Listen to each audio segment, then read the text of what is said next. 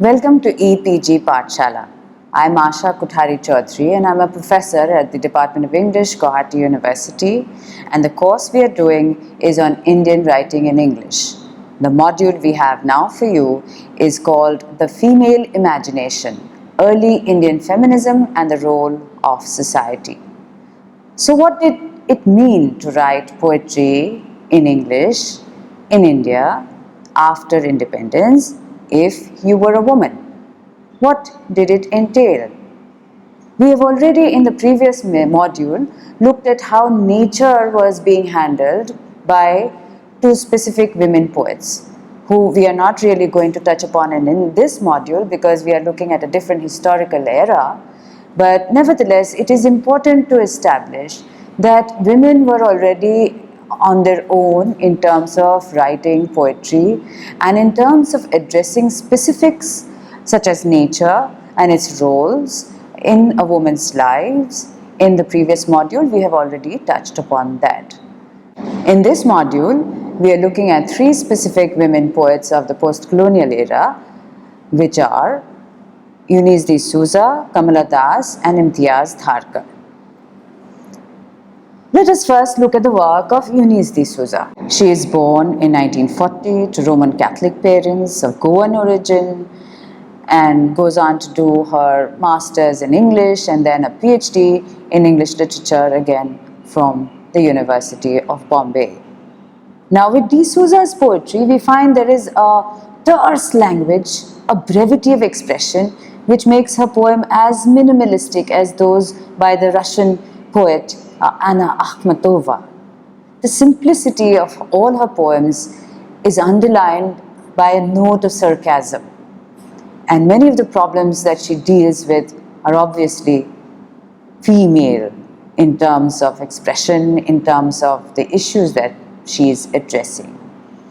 Her published works include books like Fix, 1979, Women in Dutch Painting in 1988, Ways of Belonging in 1990, and many more other anthologies, some of which you will be able to see in this slide. In the poem Advice to Women, we have Souza looking at women who are jilted in love or feel frustrated due to the indifference of their lovers. The need to adapt to such conditions is what the poem tries to justify by bringing in the image of a cat. The speaker does not set specific rules to guide or motivate women.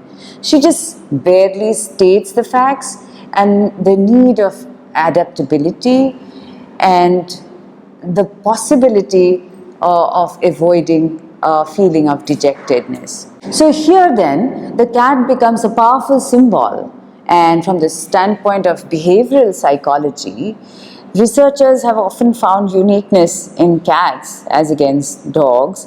The cat is supposed to be the master of its own will or a disposition, unlike a dog, which is always faithful to its master and obeys every single command.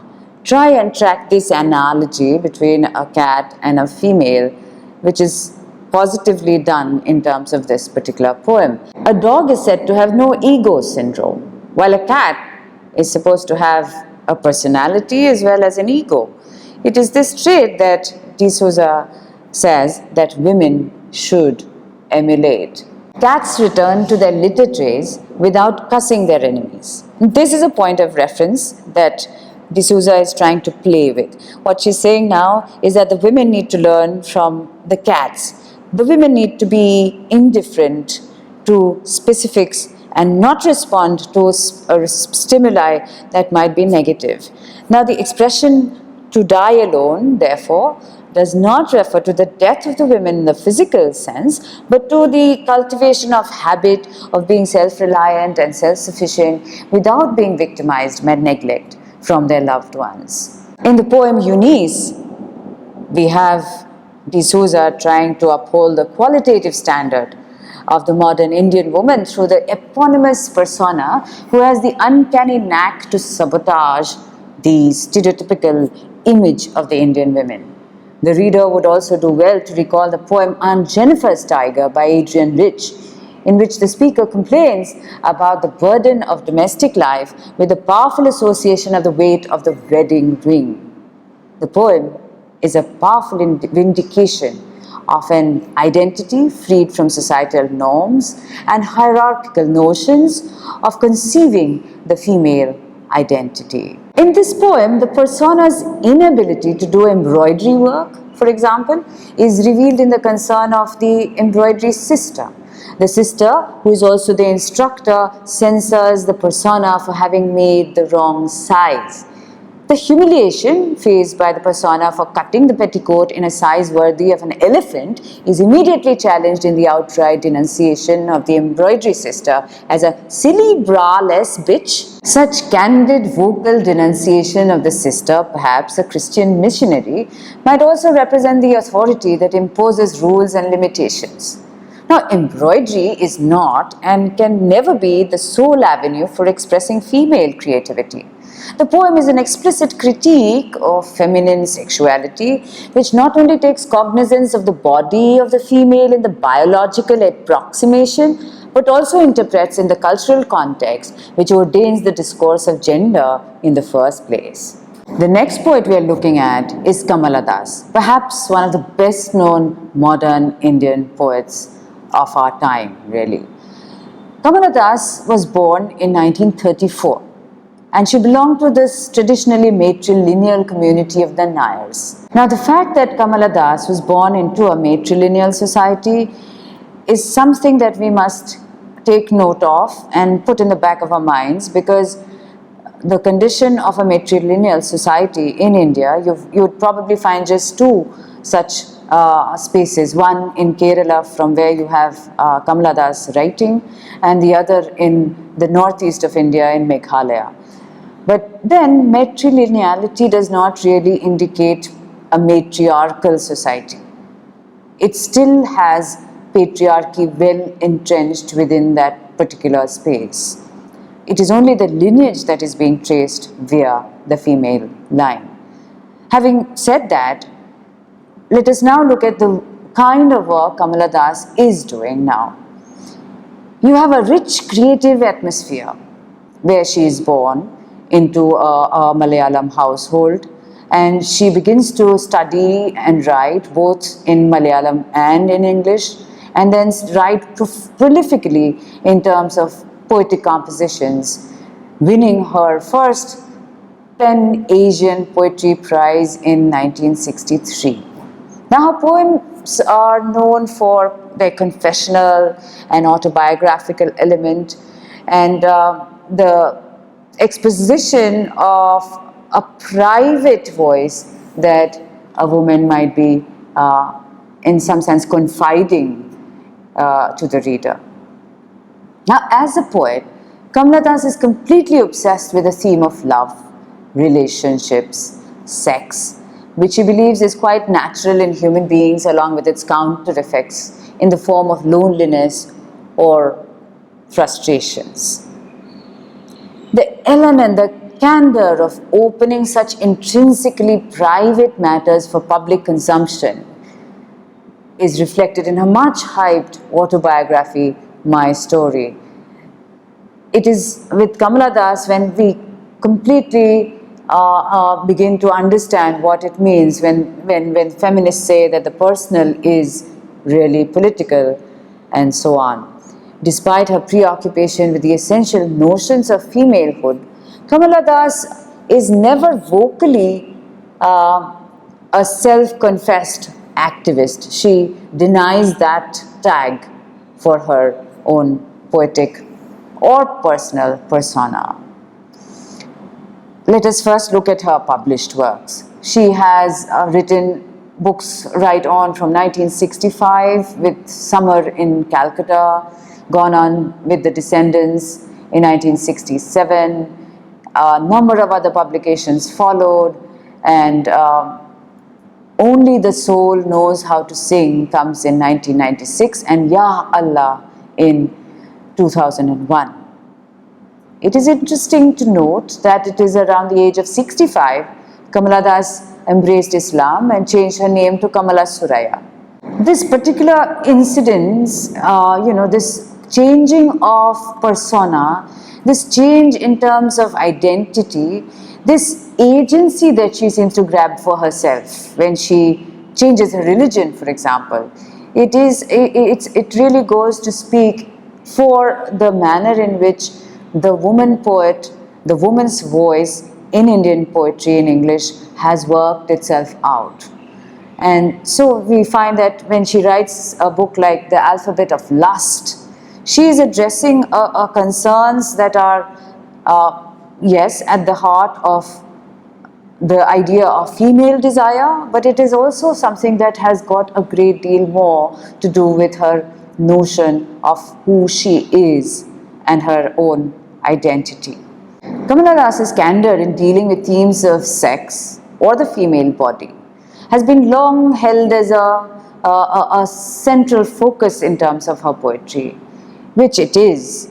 These are themes that have always been taboo subjects in the Indian context. At the same time, it is also something that shows her capacity for self-assertion and her need to have agency. An Introduction is a poem of revolt against conventionalism and against the restrictions which the Indian society has imposed upon women from time immemorial. The poem is replete with instances that celebrates the idea of liberated female selfhood, freed from the bondage of domestic servitude.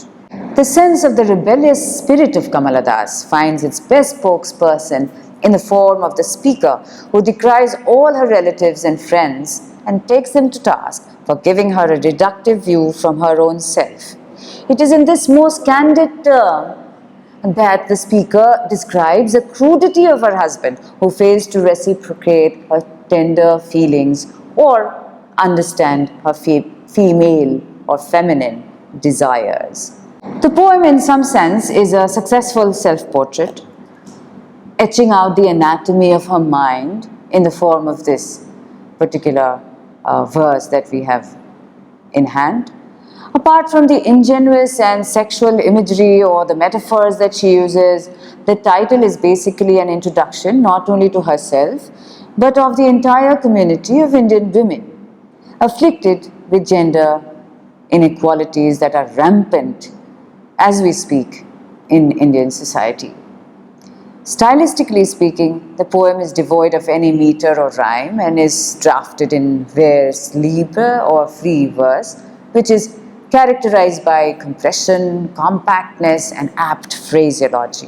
When we move to a poem like The Looking Glass, the intensity of frankness that we encounter in such a poem is extremely higher. Kamala Das tries here to highlight the potential of the mirror to reflect back a virtual image of the female body and thus to establish a discourse of sexuality, of difference. And difference is the operative word here. One is often reminded of Sylvia Plath's poem, Mirror, in which the mirror not only assumes the speaking voice, but communicates its impartial, reflective potential and its unbiased nature. The poem unfolds with the speaker's belief in the prospects of loving a man honestly by a woman. But the honesty of the woman is what proves to be the driving force of the poem. The speaker expresses the need to stand nude with the male partner before the looking glass, which gives both the gender to examine and probe into the biological properties, anatomical differences, as well as the essential similarities between two human bodies.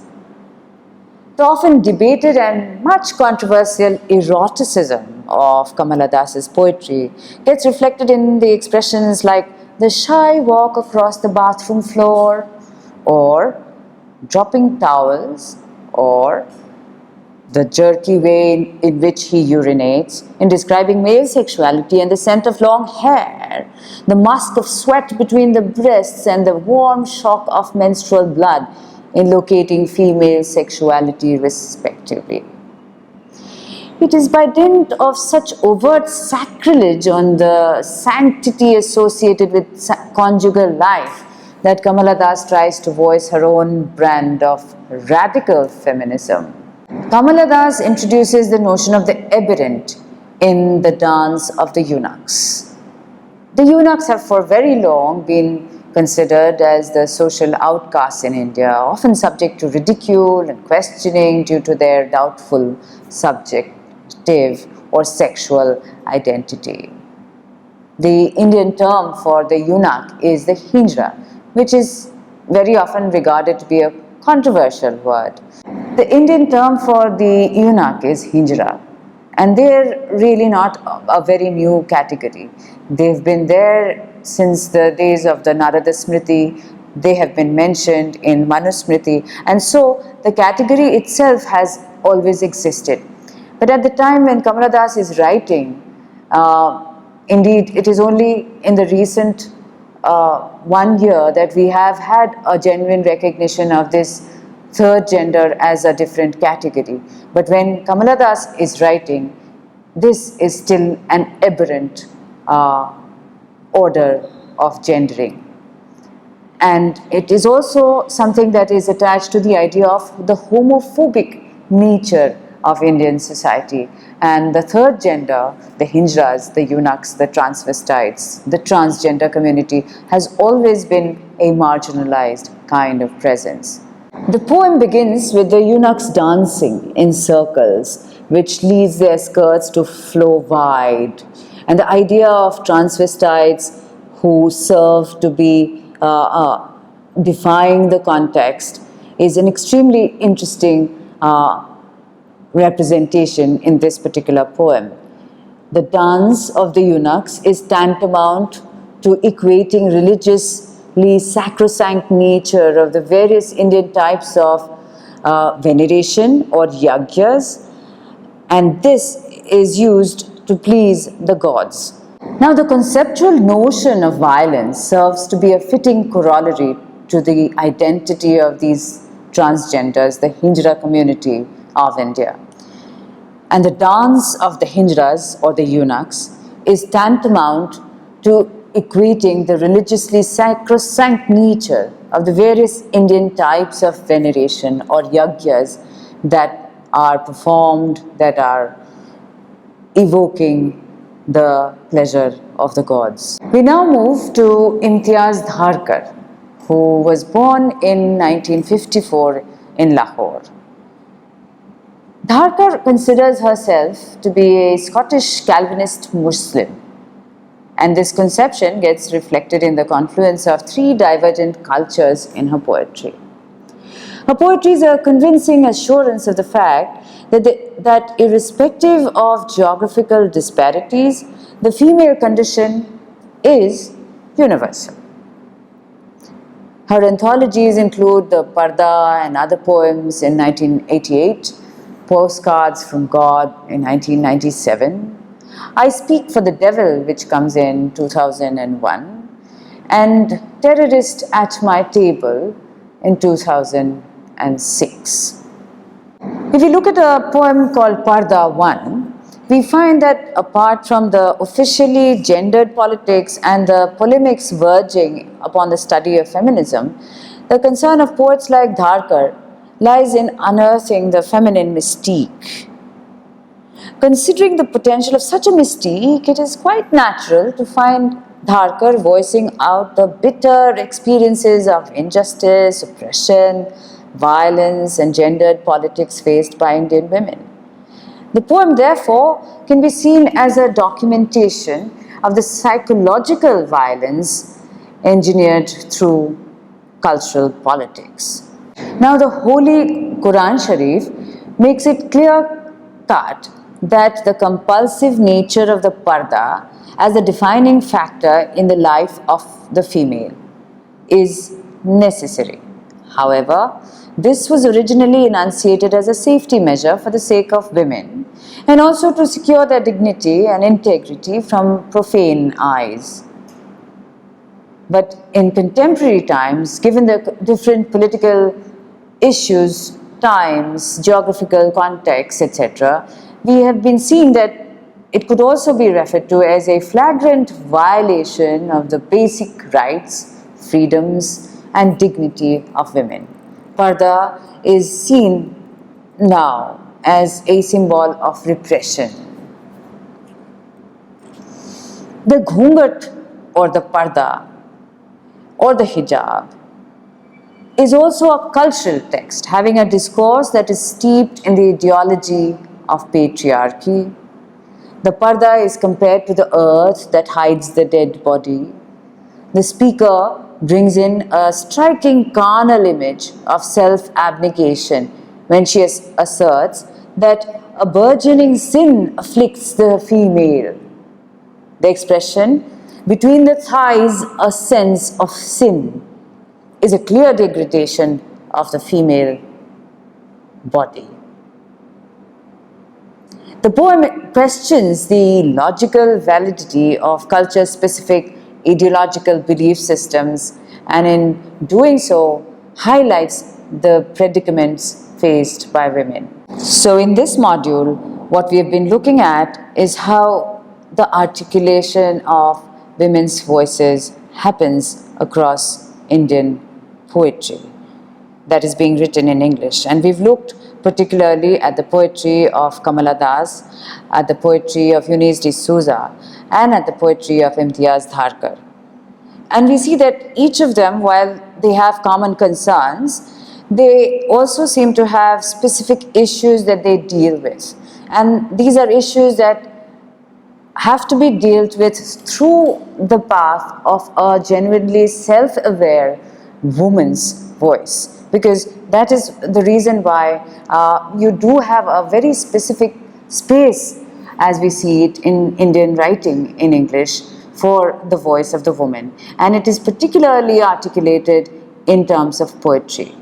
So while you have all sorts of ideas of identity and selfhood, of ancestry and community in the work of Eunice Souza, you will have a very self-oriented, bodied ideas of desire, of violence in some ways, of relationships in the work of Kamala Das. And in the third poet that we have considered, Imtiaz Dharker, you also have the voice of a woman who is speaking out in terms of issues of women's dress, for example, which is also a political kind of space. It comes out in the work, a poem like The Parda. So, manifestly, we find that while there is a plethora of issues that all these women poets address, what we find in terms of commonality is that they are all trying to find agency and the notion of choice and a decision that they are free to make and an identity that they are trying to formulate. So this, in some sense, reflects what it means to be a woman and what it means to be writing poetry in English in India at this time. Thank you.